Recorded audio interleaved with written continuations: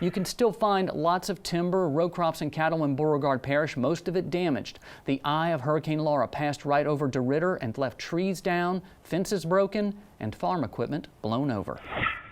David Smith is checking out his soybeans in his field west of DeRidder. Fortunately, he's not seeing much damage to the pods from Hurricane Laura, but right behind him is evidence that 100-mile-an-hour winds came through Beauregard Parish.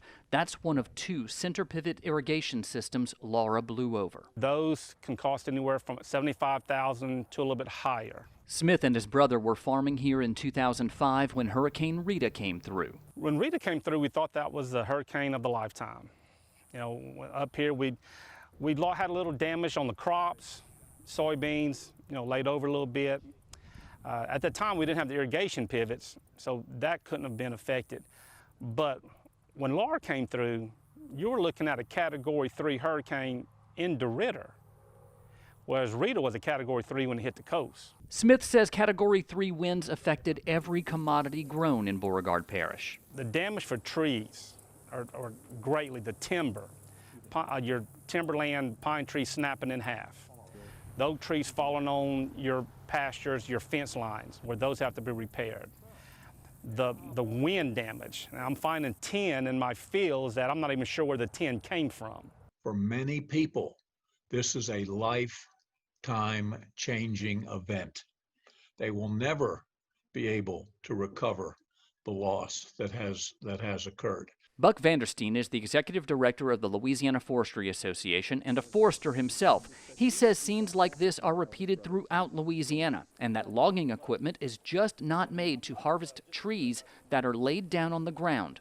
With forestry taking a $1.14 billion hit from Hurricane Laura, Vanderstein offers some perspective. Enough pine saw timber was laid on the ground and damaged to build 29,000 brand new homes.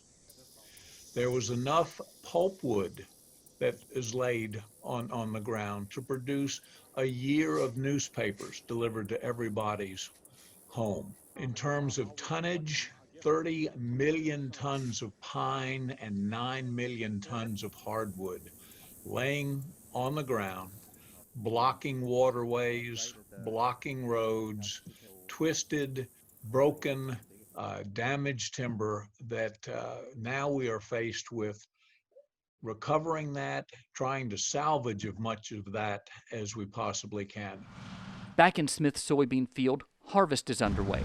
As he drives his combine, his thoughts are on those further south who may have lost all of their crop along with their homes. In our occupation, your plan A may become plan B and plan C. It just changes off. You just have to change on the go and just hope for the best, and it's your positive attitude and good Lord watching out for you.